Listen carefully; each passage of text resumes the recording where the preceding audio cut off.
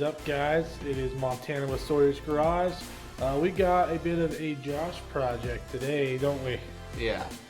What do we got here, Josh? We have a 1980 Toyota pickup with a 20R engine. You can see it right there. We got the old 20R. Old reliable. And the reason why it's over here today is we're going to do some basic maintenance to her. Mainly, Josh hasn't really done much with this truck. We've actually had it for a while, but it basically hasn't really moved much. Not necessarily the truck's fault, life and things like that, and didn't need the extra vehicle at the time, but he's wanting to use her as a little commuter to work, try to sip some fuel on his way to work instead of taking the Tahoe. And so it's got a couple little quirks that we're going to hopefully get worked out. One of them is we get kind of an atrocious grinding noise out of this wheel whenever you turn the wheel slightly in one direction. It just and doesn't stop. So we need to figure out what's rubbing. These wheels and tires are the completely wrong size, obviously, for this truck. These came off of like a Ford, and that's why they look so ridiculous. There's also like another set of Ford wheels.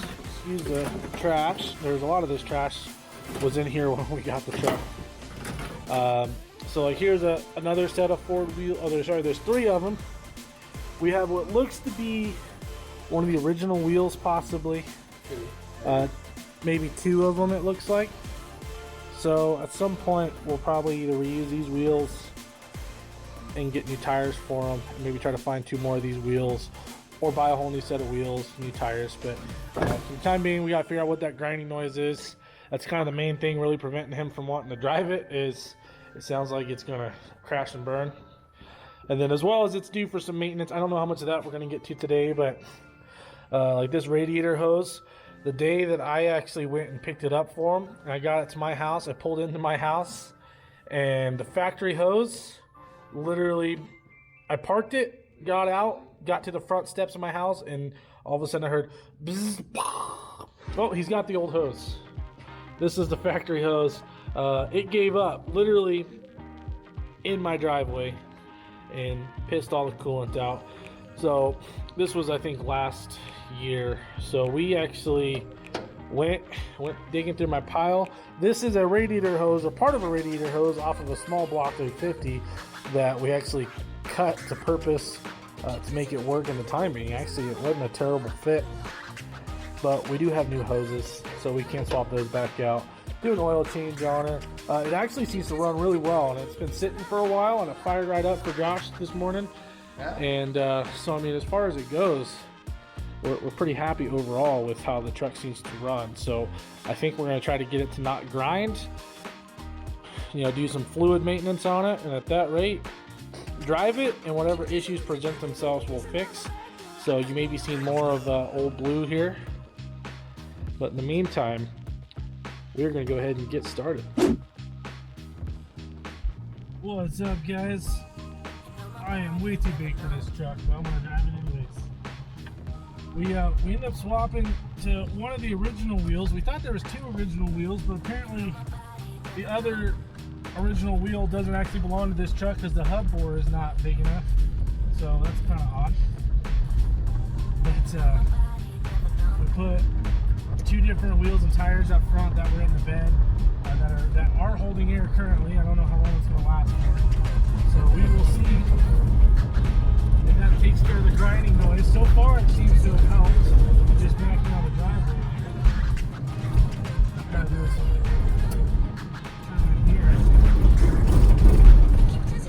Noisy, dude.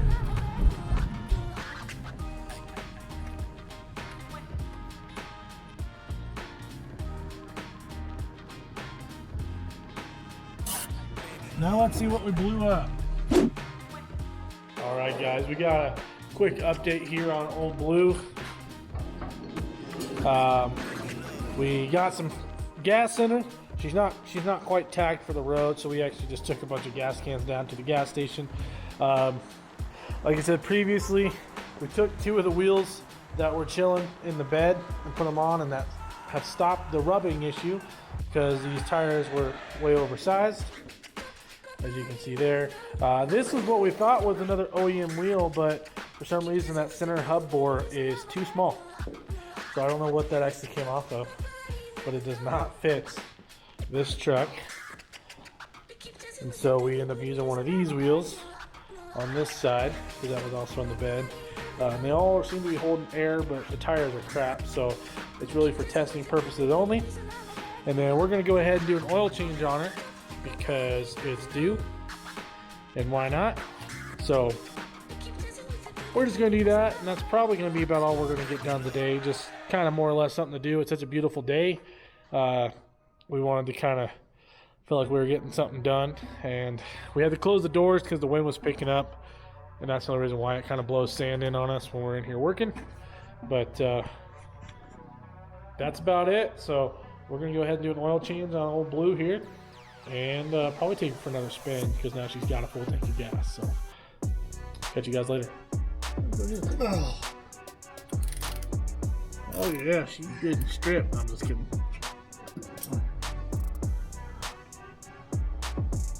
A little warm, ain't she? Yeah, just a little. Part of the job, though. That's right. Yeah, she's a little leaky under here. I'd watch your face in the camera just in case. Oh, I'm not worried. I ain't worried. Yeah, she's a little dark. Your hand burning off yet? Oh shit. We're splashing. That didn't make it better. Well, I've never seen that happen before.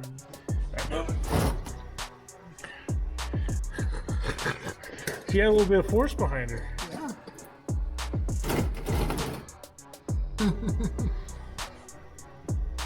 Got a little on the lens there. Did I? Yeah, just a little spot. Oh, okay. Alright, oil is drained. Josh made a big mess doing that, so I anticipate he's going to make a big mess adding oil too. From what we can tell, it looks like it's supposed to hold 4 quarts. And this is a 5-quart jug, so we're going to pour about 4 quarts in, let it sit for a minute, and check the dipstick.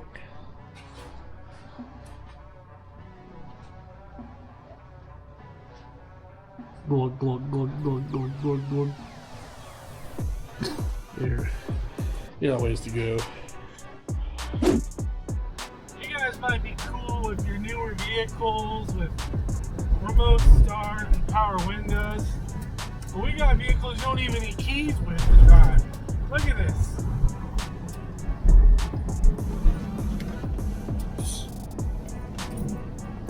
Keys are overrated anyways.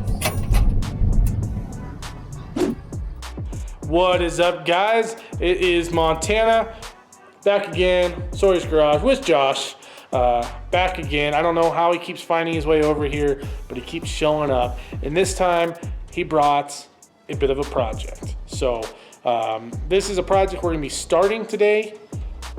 I have no idea when this project's gonna be getting finished, because it's required on this man's budget, but project we're going to be starting today, which this is actually later on in the day. We actually already started doing some filming of this project earlier, and then the more we got thinking about it, the more we said, screw it, we're going to start it right effing now. So here we are.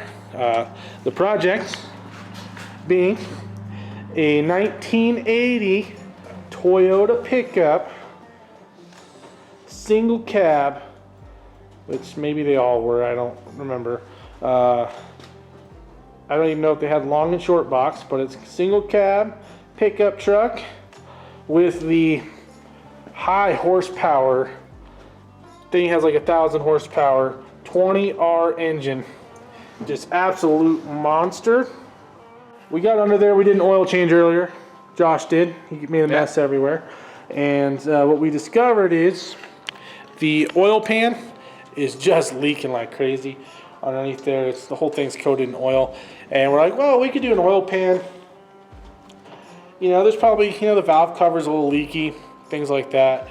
We're kind of like, why don't we just pull the engine out, we'll pressure wash the engine, We'll replace the seals, maybe paint the valve cover, paint the block, something like that. Make it look nice.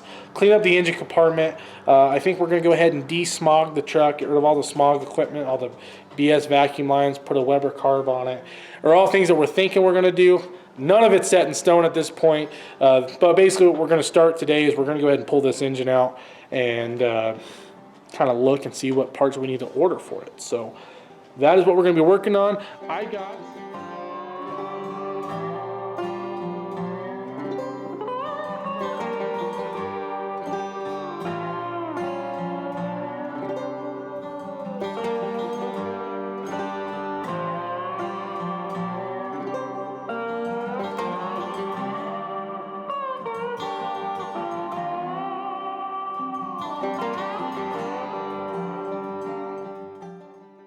So,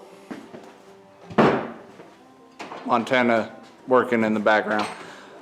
So far, we have most of the coolant hoses. We removed the radiator, and right now, Montana is working on removing the exhaust. Anything to add? These bolts been on here a while. My guess is most, if not all of these exhaust bolts are going to get replaced because, if you can see that keeps happening. We keep breaking bolts, which exhausts are known for. Yes. Especially when they've been on there a long time. Yes. So. Not surprised. But, that's where we're at right now. We'll come back and give you another update when we have something.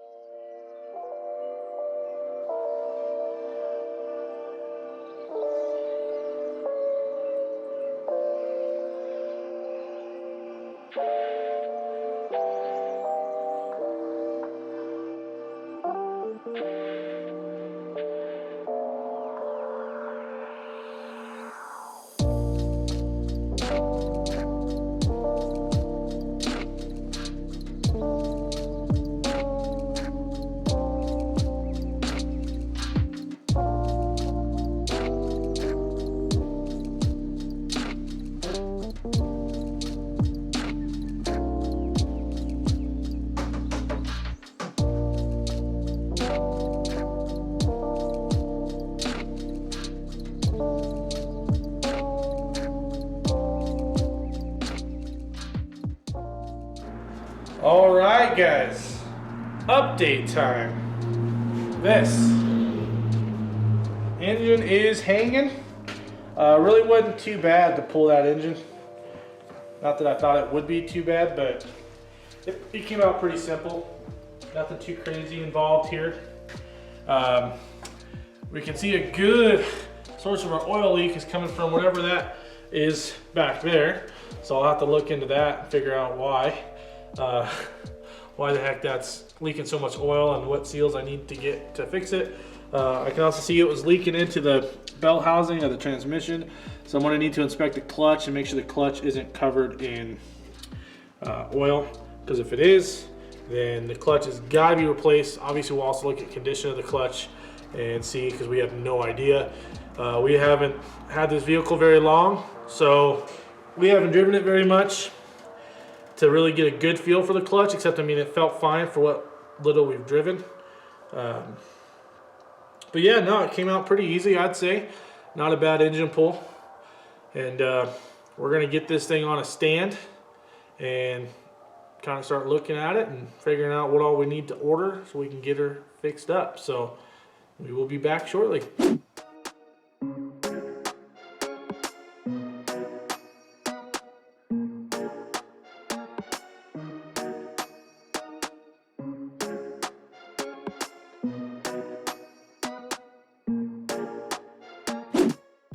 Guys, we are back with our last update of the day / weekend / video.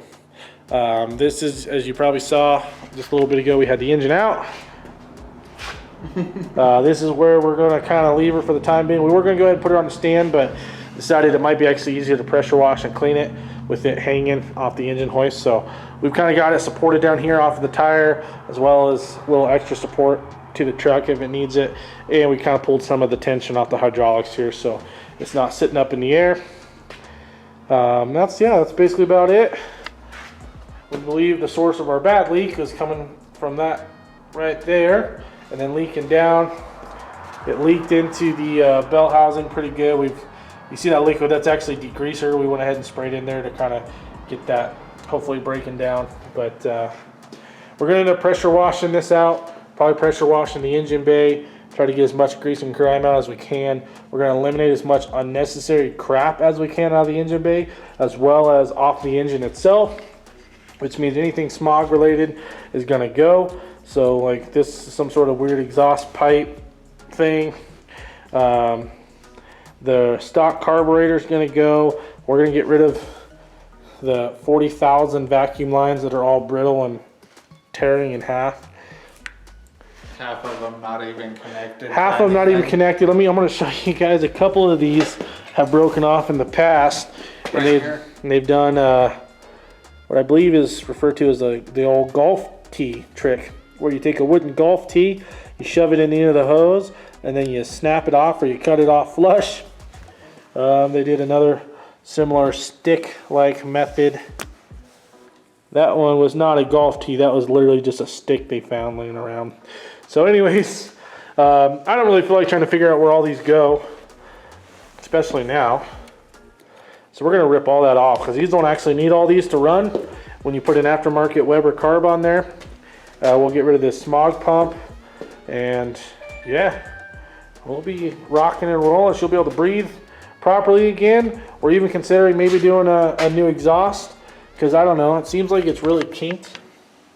If you can see that, like right through there, like the way they bent it was definitely not mandrel, and really chokes it down. And I don't know, maybe that's to add some torque back to this little 4-cylinder, but we might try to, if we got the time and the money, to source a new exhaust kit with maybe a whole new exhaust manifold, and do away with some, because there's a bunch of emission stuff tied into the exhaust manifold as well.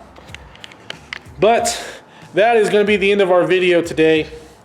Might end up being somewhat of a long one, but then maybe not, because I feel like most of our footage is off of the time-lapse camera, although I do have some footage from earlier today that I'll probably toss in and edit it all together. So if you guys like this content, let me know. We'll definitely film more of it. Obviously this truck will be a continuation project over the course of probably several weeks to months, years, decades, millennials, who knows.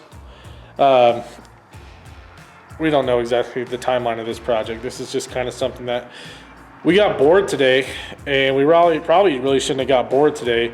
We got bored today. We're like, let's F around with the truck a little bit. And next thing you know, the engine's out of it. I don't even know how the engine got out of it. Do you know how, Josh?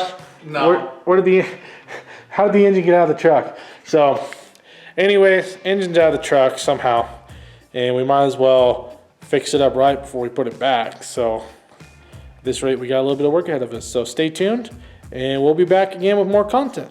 Like and subscribe. Say that again. Like and subscribe. If you want to.